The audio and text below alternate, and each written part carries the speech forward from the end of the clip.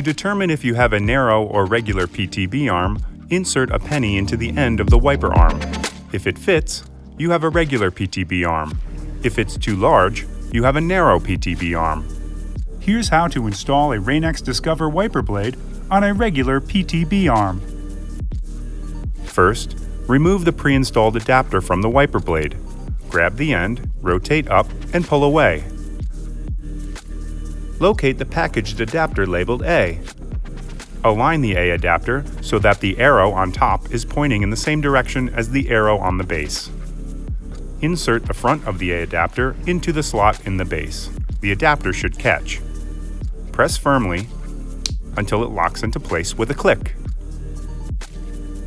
After you've removed the old wiper blade, make sure the wiper arm is in the up position.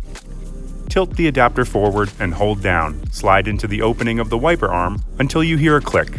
Tug on the blade to make sure it's properly fastened, remove the yellow plastic squeegee cover, and lower the arm gently onto the windshield.